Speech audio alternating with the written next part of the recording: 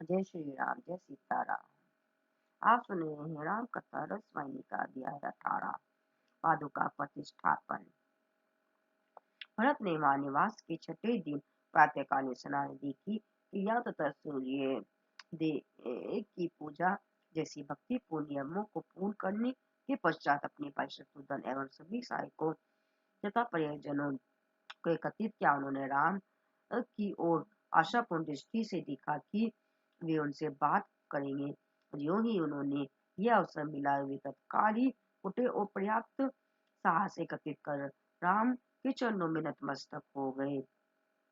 राम के समक्ष खड़े होकर भरत ने कर्मवत प्रार्थना करते हुए कहा, हे इक्ष्वाकु वंश की पवित्रता के प्रतीक, आपने हर प्रकार से मेरी इच्छा पूर्ण की है। मेरे कारण आपने सब प्रकार की कष्टों का सामना करने का निश्चय किया। आप मेरे हित के लिए सभी आपत्तियों का सामना कर रहे हैं। प्रभु, मैं आपके आदेशों की प्रतीक्षा कर रहा हूँ। 14 वर्ष तक मैं आपके लौटने एवं राज्य में आपकी सेवा करने की प्रतीक्षा करूंगा। मुझे कोई ऐसा मार्ग बताएं जिससे मैं वनवास की अवधि की समाप्ति तक आपके चरण कमलों के दर्शन द्वारा अपने नेत्रों को तृप्त करूं।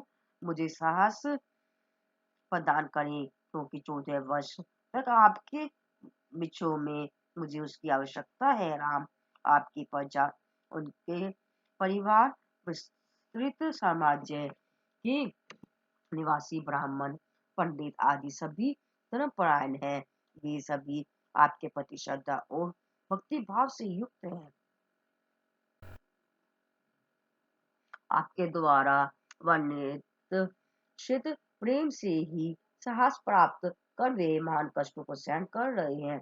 मैं तो आपके विमुक्त हूँ, किंतु फिर भी मैं आत्मानुभूति की स्वतः प्राप्ति की भी परवाह नहीं करता, क्योंकि आप निजी सेवकों की अंत्य भावना को जानते हैं। आप उनकी दुर्गत आकांक्षाओं से भी परिचित हैं।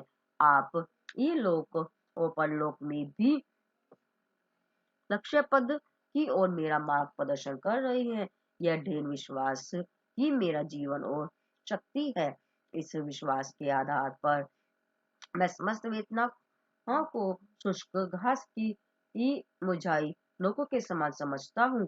जब तक मैंने आपके समक्ष अपने दुख का इस प्रकार विस्तार पूर्वक वर्णन किया, मानो वे मेरे सिर को बोझिल बना रहे थे, वह मेरी असफलता थी। इस अपराध के प्रति मेरी निंदा करने में आप संकोच न करें। वहां एकत्रित सभी लोगों ने भरत की इन वचनों का भी वादन कर उनकी प्रशंसा की। जिस प्रकार दिव्य हंस नीर क्षीर को पृथक कर उस केवल क्षीर का पान करता है, उसी प्रकार उन्होंने किया कि भरत ने भी सत्य को असत्य से अलग कर केवल सत्य को ही अभिव्यक्त किया।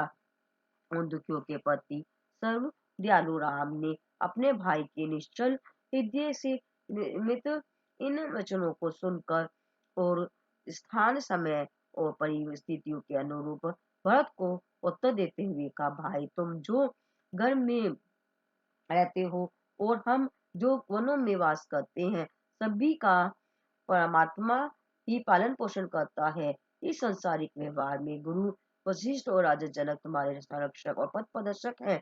स्वप्न में भी तुम पर तथा मुझ पर कोई आपत्ति नहीं आ सकती, नहीं, ये कदापि नहीं आ सकती। पिता के आदेशों का पालन करना ही हमारा सर्वोत्तम कर्तव्य है। केवल यही हमारा कल्याण कर सकता है। केवल इसी के द्वारा हमें अमर यश प्राप्त हो सकता है। यह मार्ग वेदों में वर्णित है। वेद यह घोषित करते हैं कि जो भी व्यक्ति गुरु, पिता और माता पिता का सम्मान करता है, सत्य पथ का अनुक्रमण गमन करता है, वह अन्य लोगों के लिए एक श्रेष्ठ उदाहरण है। इस सत्य के प्रति सचेत हो, दुख का आवरण हटा दो, राज्य का कार्यभार संभालो, 14 वर्ष तक निज आदेशों के रूप में न्याय का नीति पूर्वक शासक करो। राजा ही राज्य का मुख्य होता है, क्योंकि मुख्य ही भोजन हो खाता है तथा पेय पीता है और शरीर के सभी अंगों को शक्ति प्रदान कर उनका संचालन करता है। इसी प्रकार राजा भी संपूर्ण प्रजा के भरण पोषण करता है। जिस प्रकार चित्त के में सभी प्रकार की रुचि अरुचि होती है, उसी प्रकार राजा भी सभी क्रियाओं का आधार होता है। राम ने भरत को राजनीति विशेषज्ञ कर अनेक लाभदायक शिक्षाएं दी, किंतु उद्विग्न मन भरत राम द्वारा सतत परामर्श के परिणाम स्वरूप मानसिक शांति प्राप्त करने में असमर्थ थे। माताएं आश्चर्यजनक तथा मंत्रों सभी राम के वियोग में के समय अति स्तंभित थे। एकाएक राम ने अपार अनुग्रह पूर्वक अपनी पादुकाएं उतार कर भरत को दे दी। भरत ने श्रद्धा पूर्वक उन्हें स्वीकार कर श्रद्धार्य किया। भरत के नेत्रों में गंगा यमुना के समान अश्रुधारा प्रभावित होने लगी। भरत अपनी प्रसन्नता के शब्द को शब्दों में व्यक्त करने में असमर्थ थे। वे ये चरण पादुके करुणा सिंधु के पापों को रक्षक नहीं वरन समस्त मानवता के जीवन एवं समृद्धि की संरक्षक है। ये राम के ये भात प्रेम रूपी कोश की तिजोरी है। यह उस दुर्ग की रक्षा द्वार है जिसमें रघुवंश का यश प्रतिष्ठापित है। यह तो वे दो हस्त हैं जो सदी सत्कर्मों में रत रहते हैं। यह तो संसार के दो नेत्र है। ये सीता और राम के प्रतीक रूप में हमारे साथ अयोध्या आ रही है। इस प्रकार भरत ने पादुकाओं की महिमा कही और आनंद तथा प्रसन्नता से उनके चारों ओर झूमने लगे। वहां उपस्थित सभी लोग राम के चरणों में नतमस्तक हो ही उनकी अपार कृपा से गदगद हो उठे। भरत ने राम को साष्टांग प्रणाम करते हुए प्रस्थान के लिए आज्ञा मांगी। पादुका को पाकर भरत के संतोष को देखकर राम प्रसन्न हुए। उन्होंने भरत को अपने निकट लाकर अत्यंत स्नेह तथा आनंद से दृढ़ता पूर्वक उनका आलिंगन किया। शत्रुघ्न भी राम के चरणों में गिर पड़े। राम ने अत्यंत स्नेह पूर्वक उनका आलिंगन किया और उन्हें भी शासन तथा कर्तव्य पालन हेतु कई निर्देश दिए। उन्होंने शत्रुघ्न से भरत को ही राम समझकर उसकी सेवा करने और राज्य में शांति और समृद्धि स्थापित करने में उनकी सहायता करने को कहा।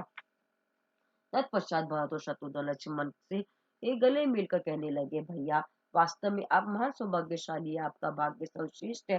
सभी लोगों में आपसे अधिक सौभाग्यशाली कोई नहीं है। उन्होंने लक्ष्मण की जी भरकर सराहना की और उसने प्रस्थान के लिए आज्ञा मांगी। लक्ष्मण ने उन्हें अपने समीप बुलाकर कहा, राम के चरण पादुका एवं सर्वमंगलकारी है, अतः उन्हें प्राप्त कर से अधिक सौभाग्यशाली आप लोग हैं। लक्ष्मण ने उन्हें इस भेंट के अनुरूप कार्य करने और राम की कृपा सदैव के लिए अर्जित करने का परामर्श दिया। अब यही तुम्हारा कर्तव्य है। लक्ष्मण ने उनसे कहा। तत्व पुराण दोनों भाई सीता के निकट जा उनके चरणों में गिर पड़े। सीता को देखकर वे अपना दुख सहन न कर सके और फूट फूट कर रोने लगे। सीता ने उन्हें स्नेह और मधुरता पूर्वक अनेक प्रकार से समझाया। क्या राम के कवच के अतिरिक्त अन्य कुछ है जो इस संसार में किसी की रक्षा कर सकता है?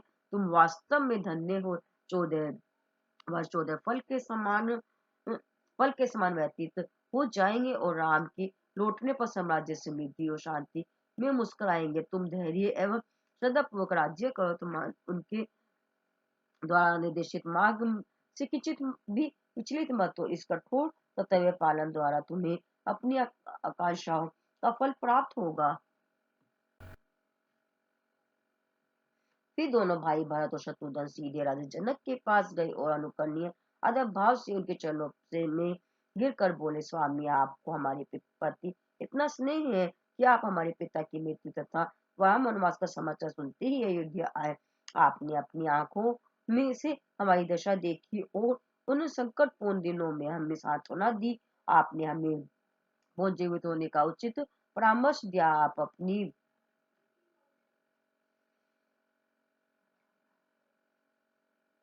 आपने अपनी अंतः कामना पूर्ण करने को आप अनेक आपत्तियों और कठिनाइयों का सामना करते हुए जंगल में आए। आपने हमारा दुख बांट लिया और राम से अयोध्या वापस जाने की प्रार्थना करने में आपने हमें अमूल्य योगदान दिया। जब हमारी वे सब प्रार्थनाएं सफल हो गई तो आपने हमें सांत्वना दी और हमें दुख तथा निराशा को सहन करना सिखाया। इसके साथ ही आपने हमें आशीर्वाद दिया। हम आपके अति आभारी हैं। इससे अधिक हम क्या कह सकते या कर सकते हैं? आपका आशीर्वाद ही सर्वाधिक प्रभावशाली शक्ति है जिसकी हमें अधिक आवश्यकता है। जनक ने दोनों भाइयों के शुद्ध हृदयों से प्रफुल्लित ऐसे ही कृतज्ञतापूर्वक वचन सुनी। जनक ने उनकी प्रतिक्रिया, भावना, चरित्र तथा व्यवहार की सराहना की। उन्होंने दोनों को प्रेम पूर्वक दुलारा तथा और उनके सिरों पर हाथ फेरने लगे। उन्होंने कहा, पुत्रों, तुम राम द्वारा प्रदर्शित पथ पर अग्रसर हो, जिससे उनका अनुग्रह प्राप्त करो। मैं यहीं से मिथिला जा रहा हूँ। तत्क्षण जनक अपनी रानियों तथा सहायकों एवं मंत्रियों सहित मिथिला की ओर चल पड़े। भरत एवं शत्रुघ्न के साथ अन्य आए मंत्रीगण, राजा, महाराज, ब्राह्मण, ऋषि, तपस्वी तथा अन्य सभी लोग कर्म से राम, लक्ष्मण और सीता का चरण स्पर्श कर उनसे आज्ञा ले और दिन मन से अपने अपने घर की ओर चल दिए। सीताराम और लक्ष्मण ने माताओं के पास जाकर साष्टांग प्रणाम किया। उन्होंने माताओं को धैर्य देते हुए कहा, आप किंचित मात्र भी चिंता न करें, अपने कर्तव्यों का उचित ढंग से पालन करें, पिता की इच्छाओं तथा आदेशों का सदैव ध्यान रखें। अपने विषय में उन्होंने ये कहा कि वे प्रसन्नता एवं शांतिपूर्वक 14 वर्ष 14 पल की भांति व्यतीत कर हर्षपूर्वक अयोध्या लौट आएंगे। इन वचनों से रानियों को संतोष मिला। उन्होंने कैकेयी का चरण स्पर्श करते हुए कहा, माँ, राम के वनवास के लिए ये वैकल्प मात्र भी उत्तरदायित्व नहीं थी और सदैव श्रद्धा और अर्चना की पात्र थी। उन्होंने कहा कि रानी ने उन्हें कोई क्षति नहीं पहुंचाई थी। उन्होंने कैकेयी को आश्वासन दिया कि वे सदैव उनके लिए प्रार्थना करेंगी। उन्होंने विनती की कि वह उनके प्रति बिल्कुल भी चिंता न करे। कैकेयी के पश्चाताप को सहन करने के लिए साहस प्रदान करते हुए उन्होंने कहा, अचानक ही पिता की मृत्यु तथा भाई के वनवास जैसी आपत्तियों के कारण भरत के व्यर्थ ही आवेश में आकर उनसे ये आशीष वचन कहे। ये भरत उत्तेजित हो उठे थे, क्योंकि आपत्तियों के उत्तरदायित्व व्यक्ति पर उन्हें अत्यधिक क्रोध आ रहा था। उन्होंने यह भी परवाह नहीं की कि आप उनकी माँ हो। राम, सीता और लक्ष्मण ने उनसे प्रार्थना की कि वे इस घटना के लिए भरत को दोष न दें। उन्होंने याचना की कि वे भरत की इस निष्ठा के लिए क्षमा करें। जब राम यह कह रहे थे तो कैकेयी अपने दुराचार का सम्मान कर लज्जित हो गई। वह राम के समक्ष सिर न उठा सके। उन्होंने अनुभव किया कि हाय, मैं स्वयं ऐसे पुत्र की कष्टों एवं दुख का कारण हूँ, जिसका हृदय करुणा से पूर्ण है एवं जो गुणों की खान है। ऐसे पुत्र जो शुद्ध स्वर्ण के समान है, इस ब्याहे वन में उसके वास का कारण क्या मैं नहीं हूँ? ओ, मैंने एक ऐसा दुष्कर्म किया है, किंतु क्या मैंने यह स्वेच्छा से किया है अथवा राम ने मुझे निमित्त बना घटना के परिवर्तन की इच्छा की थी? चाहे सत्य कुछ भी हो, मैं इससे मुक्त नहीं हो सकती। मैंने घोर पाप किया है कि कई परिवर्तन लिए भूतकाल पर अति दुखी थी। वह सीता के दोनों हाथ पकड़कर क्षमा याचना करने लगी। वह बोली, नहीं नहीं, ऐसी पापिनी को क्षमा करना सरल नहीं है। जिसने एक पवित्र और सुकुमार स्त्री को असहनीय वेदना दी, वह बहुत समय तक अपने दुर्भाग्य पर विलाप करती रही। प्रत्येक अयोध्यावासी ने अवसर पाकर सीताराम और लक्ष्मण से आज्ञा ली। तत्पश्चात वे अपने अपने रथों में यथाक्रम चल दिए। प्रत्येक रथ के चलने से पूर्व सीताराम और लक्ष्मण ने उनके पास जाकर लोगों को धैर्य प्रदान करते हुए उन्हें चलने की आज्ञा दी। सीताराम और लक्ष्मण ने गुरु वशिष्ठ के चरण स्पर्श करते हुए उसने क्षमा मांगी कि उन्हें तथा उनकी पत्नी की उनके कारण मन में कठिनाइयों का सामना करना पड़ा। उन्होंने अत्यंत खेद प्रकट किया कि वे अपनी इच्छा अनुसार उनकी अपेक्षित सेवा न कर सके। उन्होंने उनसे वही रहने की आज्ञा मांगी। वस्तुतः वशिष्ठ ब्रह्म ज्ञानी और महिषी थे। वे सीता तथा अन्य लोगों की अंतर्भावनाओं से परिचित थे। उन्होंने भाई तथा सीता की भक्ति, विनयशीलता और तथा धर्मनिष्ठा की भी प्रशंसा की। वशिष्ठ तथा उनकी पत्नी राम की उपस्थिति से प्रस्थान करने में असमर्थ थे, क्योंकि वे राम के गुणों से अति आकर्षित थे। जंगल की पगडंडी पर दंडवत खड़े वहां से प्रस्थान कर रहे सभी रथों को प्रणाम करते हुए राम, लक्ष्मण और सीता को देख व्रज हृदय भी पिघल उठे। वशिष्ठ को उसकी पत्नी अरुंधति उनकी उदार सहानुभूति को देखकर अति प्रसन्न थे।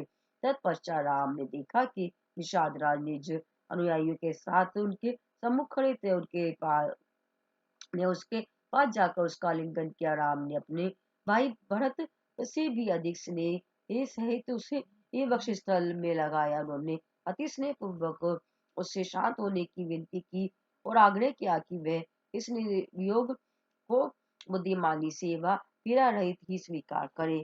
गृहस्थ नीति को परिवर्तित करने में असमर्थ था, इसीलिए वह राम के चरणों में नतमस्तक हो गया।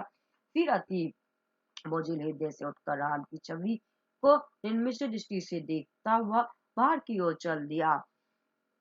अंतिम व्यक्ति के चले जाने तक सीताराम और लक्ष्मण वही एक घने वृक्ष के नीचे घरे खड़े रहे। इसी बीच राजा जनक ने भी मिथिला के दल से प्रस्थान की तैयारी कर ली। राम और लक्ष्मण ने अपने सास ससुर का साष्टांग प्रणाम किया। सीता ने अपने माता पिता को का चरण स्पर्श किया। उन्होंने सीता को गले से लगा लिया और अगाध वात्सल्य पूर्वक उनके सिर पर हाथ फेरने लगे। उन्होंने कहा, बेटी, तुम्हारे दृढ़ संकल्प और पति के प्रति तुम्हारी श्रद्धा से हमें महान यश प्राप्त होगा।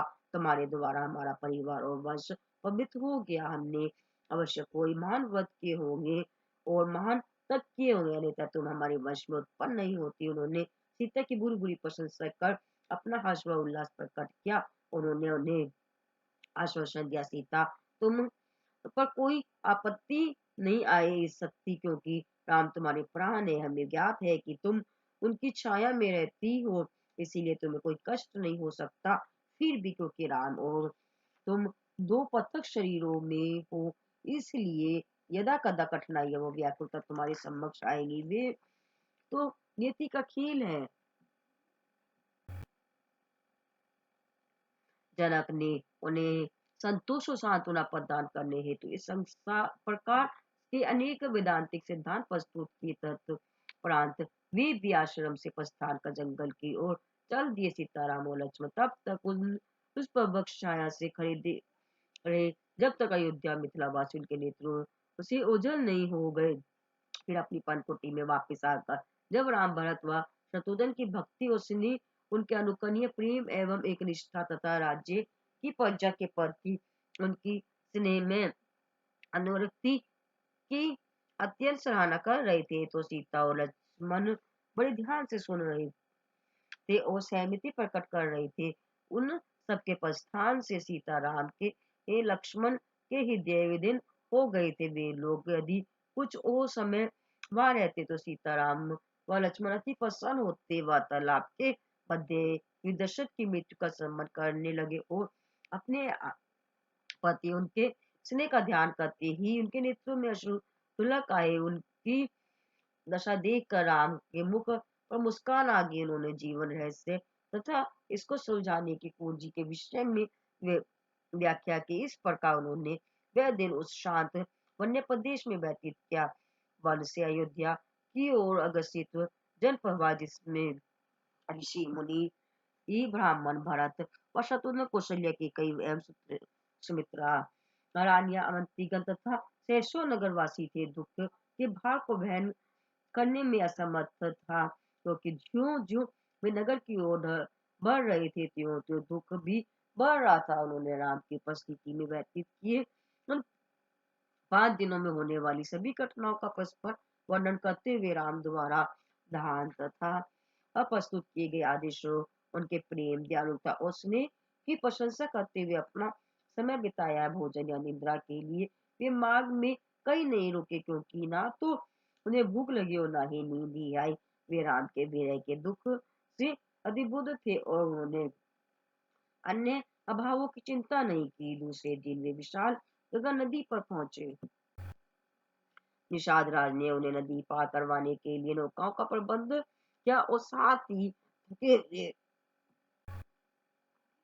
लोगों और राज परिवार के व्यक्तियों के लिए प्रचुर मात्रा में भोजन तैयार करवाया, किंतु किसी ने भी उसके आतिथ्य सत्कार को ग्रहण नहीं किया, क्योंकि उनके हृदय में सीताराम और लक्ष्मण के विरह का महान शोक था। वे वह को निराश नहीं करना चाहते थे और ना ही उसे पीड़ा पहुंचाना चाहते थे। आते हुए भोजन के पास बैठे, किंतु बिना खाए सभी व्यंजनों में हाथ लगा भोजन को एक और सरका दिया। घोरों तक को भोजन की इच्छा नहीं थी। उन्होंने भी खाने से इनकार कर दिया। राजगुरु वशिष्ठ ने यह देखकर कहा कि देखो, रामांतर वासी आत्मा है जो सभी में विद्यमान है। वह प्रत्येक प्राणी के व्यक्तित्व को अंकित करने वाले ज्ञान की चेतना है।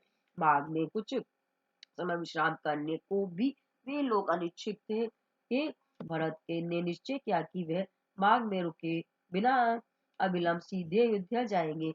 वह अयोध्या में दुखी नगरवासियों के समक्ष राम की पवित्र पादुका को प्रस्तुत कर उन्हें किंचित शांति और उत्साह प्रदान करने को उत्सुक थे। फिर यात्रा के चौथे दिन जन स्वयं में गुमती व सरयू पाक अयोध्या नगरी की बाह्य सीमा तक पर पहुंच गया। अयोध्या के वृक्ष, बच्चे और स्त्रियां जो अपार समूह के साथ राम के पासवन में न जा सके थे, उन लोगों की उल्लासपूर्ण वापसी का प्रथम लक्षण देखने की प्रतीक्षा कर रहे थे कि वे लोग अपना उद्देश्य पूर्ण कर अर्थात राम को राज्य रो संभालने के लिए वापस ला रहे होंगे। उनके नेत्र कलांत व अत्यंत व्याकुलता के कारण लगभग अंधे से हो गए थे। जब उन्होंने कुछ दूरी पर रथ के पहियों की आवाज सुनी तो वे सब दौड़कर सड़कों पर आ गए और वहां से निकल रहे प्रत्येक वाहन को देख कर पूछने लगे, हमारे भगवान कहाँ है? किंतु रात की अंधकार हो जाने के कारण वे अपने अपने घरों को लौट गए और इस आनंद पूर्ण आशा से रात्रि व्यतीत करने लगे कि वे सूर्योदय की प्रथम रश्मि के साथ ही अपने परिणाम के दर्शन करेंगे। जब उन्हें यह मालूम हुआ कि राम वन में से राजधानी नहीं आए या अपितु उनके स्थान पर उन्होंने अपने प्रतिनिधि के रूप में निज पादुकाएं भेजी थी, तो वे अथा निराश हुए।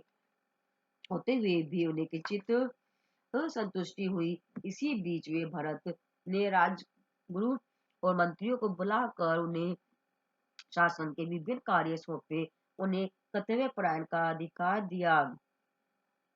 फिर उन्होंने शत्रुघ्न को पास बुलाकर उन्हें माताओं के पोषण और उन्हें सांत्वना प्रदान करने का कार्य सौंपा। उन्होंने ब्राह्मणों के पंडितों की एक सभा की। उनके समक्ष दंडवत खड़े होकर उन्होंने कहा कि वे उनकी छोटी बड़ी सभी इच्छाओं की पूर्ति करेंगे, क्योंकि उन्हें ज्ञात था कि वे उनका लोगों का हित करेंगे। उनकी इच्छा थी कि वे निसंकोच अपनी इच्छाएं उनके सामने रखे। उन्होंने अयोध्या के नगरवासियों तथा समाज के सभी भागों से एक जन प्रतिनिधियों को बुलाकर राजधानी में हुई घटना व वन में राम के निवास स्थान के विषय में बताया।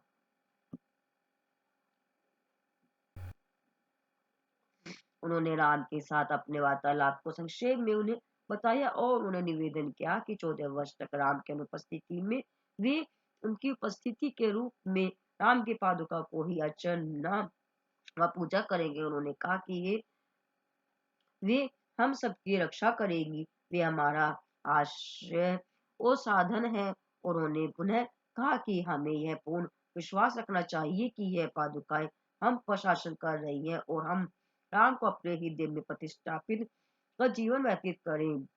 राम के लौट आने पर वह अपनी इ- उपस्थिति तथा आदेश का आनंद प्रदान कर हम पर राज्य करेंगे। इसी क्षण से हमारा कर्तव्य है कि हम अपने हृदय में धैर्य और प्रार्थना सहित उस स्वर्ण दिवस की प्रतीक्षा करें। तब भरत ने उन पवित्र पादुकाओं को सिंहासन पर प्रतिष्ठापित करने के लिए शुभ मुहूर्त निश्चित किया, क्योंकि उनकी दृष्टि में प्रजा की सभी श्रेणियां राजगुरु, पंडित, ऋषि, मुनि, मंत्री तथा साधारण नागरिकों के लिए यह हर्ष का विषय था। उन्होंने इस गर्व के लिए व्यापक प्रबंध करवाए। उस दिन उन्होंने अपनी माता कौशल्या, सुमित्रा के कई उत्कृष्ट प्रणाम किया और पादुकाओं को सिरोधार्य का सिंहासन की ओर बढ़े। फिर वशिष्ठ तथा वहां एकत्रित लोगों से आशीर्वाद की याचना करते हुए उनकी आज्ञा लेते हुए उन्होंने पादुकाओं को सादा निष्ठा पूर्वक सिंहासन पर प्रतिष्ठापित किया। उन्होंने उनके संरक्षण में अपने सभी कर्तव्य करने का संकल्प किया। तत्पश्चात धर्मनिष्ठ भरत नंदीग्राम की ओर गए और जहाँ उन्होंने अपने निवास हेतु एक पनकुटी बना ली थी। उन्होंने राम और लक्ष्मण के समान ही अपने केशों की गांठ बांध ली और उनकी भांति ही वस्त्र धारण कर लिए।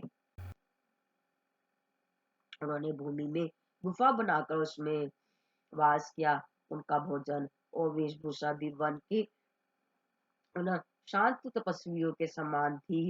ये उनके कार्य, विचार और शब्द भी तामसिक तथा आध्यात्मिकता से दीप्त थे। भरत ने अयोध्या के इस राजसिक जीवन को त्याग दिया, जिसकी प्रशंसा करते हुए स्वर्ग राज इंद्र ने कहा था कि वह उनको अप्राप्त था। भारत भरत ने राजमहल के उस वैभव संपन्न जीवन को त्याग दिया, जिससे कुबेर भी ईर्ष्या करता था। वह उस छोटे से ग्राम में गुफा के वितपन कुटीर में वास करने में पसंद थे, जहाँ उन्हें कोई नहीं देख सकता था। उन्होंने ये संकल्प किया था कि जब तक राम वनवास में वापस नहीं लौटेंगे, जब तक वे किसी का मुख नहीं देखेंगे, उनका चित्त तो परम राम तथा वनवास से उनके लौटने के दिन पर ही स्थिर था। दिन प्रतिदिन उनका शरीर दुर्बल होता गया, किंतु समय के साथ साथ उनके मुख पर आध्यात्मिक तेज मुखरित होता गया। राम के प्रति उनकी की भक्ति निरंतर होती गई। वह उस शुद्ध आत्मा में परिवर्तित हो गई, जिसने पूर्णतया प्राप्त कर ली थी। उनके हृदयकाश में ताराओं की आकाश मार्ग गंगाएं प्रकाशमान थी और क्षीर सागर की भांति उनके ये शांत गहन पुनीत विचार और भाव स्थित थे। यह तो श्री राम कथा रस वाहिनी का अध्याय 18 पादुका प्रतिष्ठापन। बोलो जय श्री राम, जय श्री राम, जय श्री राम।